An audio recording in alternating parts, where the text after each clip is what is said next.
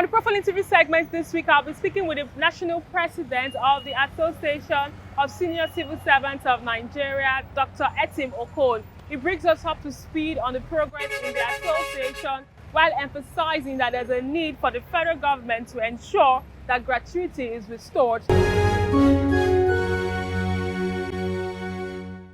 It's good to have you on the program. Thank you for being here again. And congratulations on the 40% increase in peculiar allowance. I know that there's a lot of conversation that's been going on before now.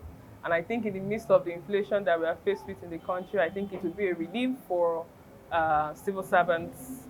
Honestly, we even call it Buhari alert.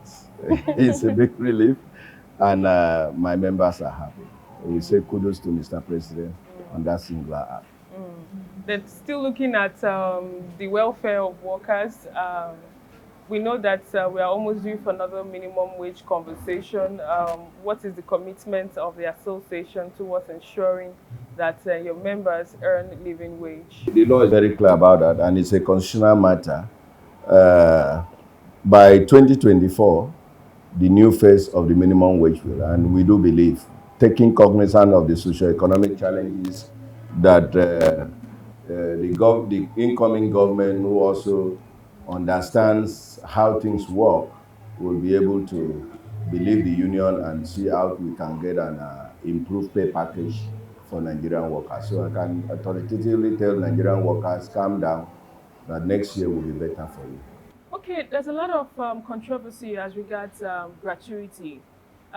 Before now, it used to be statutory, but because of so many reforms that have taken place when it comes to pension, we really don't have clarity on what gratuity should be. Can you bring us to speed and what should be the right thing in terms of government appreciating a worker after serving meritoriously for many years? You know, the issue of gratuity was a good policy of government, and I can say authoritatively it's still the policy of government because it's a constitutional matter. You know, where a worker is given a package to show appreciation, having served 35 years, 60 years, whichever comes first, you know, it's a lump sum that you are given to say thank you while you wait for your pension, which comes monthly. But, you know, with 2004, Contribution Pension Act, you know, came into force, and government pretend not to know that that act did not stop the payment, you know, of gratuity. But when we came on board, I did a check, and it was revealed that 2004 Contribution Pension Act, as amended in 2014, thereabout, did not stop the payment of gratuity. And we put up a position paper to Mr. President, and I can tell you authoritatively that even the government have seen that gratuity is very important. The act did not stop it, to the point that the PENCOM was invited, who also spoke positively that the act did not stop. So we now look for a window, because the act is going back for amendment, and which we have made our position very clear, and government have also seen a position in support of that. In our last joint negotiation council, it was clearly that government position has also gone. So we are expecting that by the time that amendment is done, there will be a provision for payment of gratuity. That is why we said workers should relax. We are doing our very best to get it restored. Okay, so is there a timeline of delivery for this? And you understand the fact that we're about to transition to another government.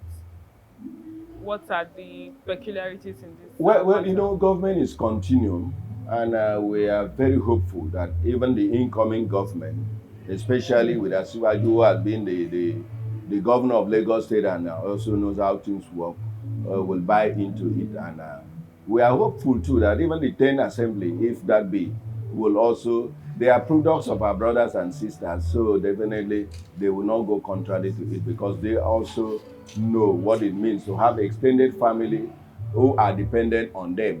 So by then, because when you retire, automatically at that age you are living on drugs. So you need those interventions to survive, to even wait for your pension. So it's important. Government is continuing, it will be done. But what has been the feedback of workers, especially those at the state level? Yeah, the feedback of workers, those at the state level, they have also been complaining, most especially on the issue of their gratuity and pension too. That government have been recalcitrant. Those who have retired, some have stayed 4 or 5 years, in most cases without getting it. So definitely there's a hope that, because we are also done our sensitization, for government to know that if you don't care for these people, it therefore means that their family too will not care for you. And that play out during the election, because most governments who became recalcitrant in this direction were voted out. You can see the case of Abia and the rest of, I don't want to mention them, but that is a typical example to tell you that power workers have the strength and they also have a voice.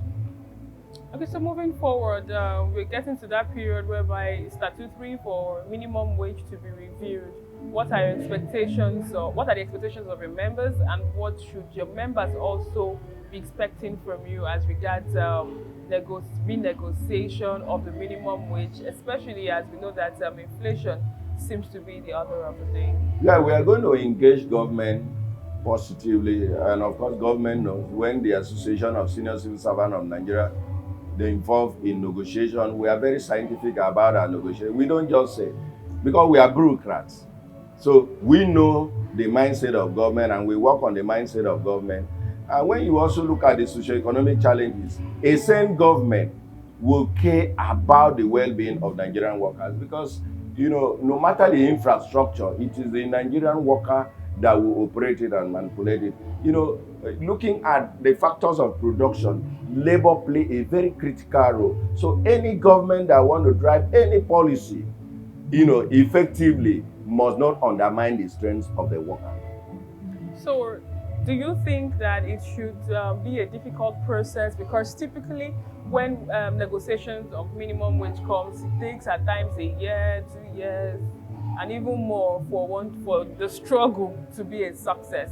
Looking at the peculiarities of the challenges we are faced with, what do you foresee? Do you foresee probably a quick negotiation? I want to believe that a quick negotiation will be the order of the day, because the strength we used in 2019, for 30,000 naira minimum wage, putting those energies together, for 2024, I just want to believe that the government that is coming up will also want to be identified with a good thing.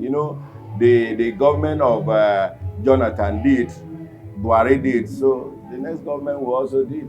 It's not going to be a very exercise. Typically, we have so many pensioners in the country that do receive their pension very late. And even when the minimum wage comes up, the consequential adjustments, the reflection of it on their monthly pension is nothing to write home about. What would be your suggestion moving forward? I think it's a worrisome situation, and we do believe that there's needs to automate it, because it shouldn't be you have adjusted the minimum wage, then the pension issue will be dragging. Because the essence of digitalization is to ensure that things are done with a button. It shouldn't be it's not a rocket science, because these data are there and the figures are there and the percentage are there. So it is expected, because if you now delay, it's also becoming a burden to the government, giving a government a bad name, even though the government have good intentions. So I feel that it should be automated so that you have a reflection, as soon as there's an adjustment in terms of salary and wages. So how has it been so far in the association? What's been the feedback from your members? Are there any issues? Yeah, our members are happy. There's no issues in the association, because we are waxing strong. We are delivering on our mandate, and we do hope that the celebration will continue. Like I pointed out, our members are calling me, thanking me for, negotiating very intense and cordial, strategically getting this. We got the DTA very importantly, and we have gotten peculiar allowance, and we are moving ahead to ensure that gratuity is restored. I mean, and our people are happy, so there is no issue. We are moving forward and believe God will do it. You know, when the righteous and the truth, the people surely rejoice. So we are glad. And tell Mr. President we appreciate the Buhari alert. He came on Salah, so we are very excited. Our people are very excited. Congratulations once again. So finally, Workers' Day celebration, how would you describe the celebration? Looking at the trade union movement, would you say that the significance of celebrating Workers' Day is still relevant in the 21st century? Well, it's more relevant. Even the just concluded 2023 May Day, I can tell you, the workers need to be happy. Haven't passed through the harsh socioeconomic challenges, the cashless situation that came, even when you were about getting out of the hook, the cashless came, the informal economy was already grounded, the workers didn't have any hope, but all of a sudden, we saw Buhari alert.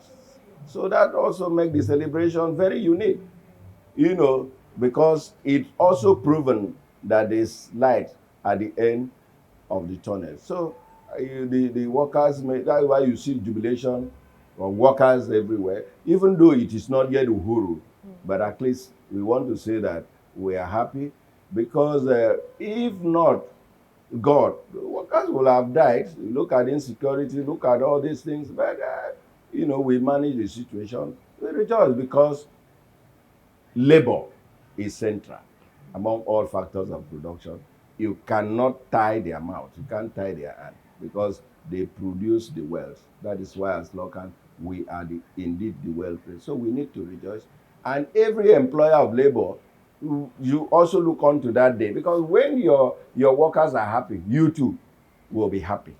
And there will be productivity. And there will be productivity. And when there's productivity, there's international ranking, you know. So and there's profit. And there's profit. And there's so all what we need is the profit gain sharing. It was an interesting time I had with you. Yes, okay. Thank you for your time. Thank you very much. I appreciate it. And that's all we can take on today's edition of the program. Join us next week for a fresh edition of the show. I am Sharon Ijasan. Thanks for watching, and remember that labor creates wealth.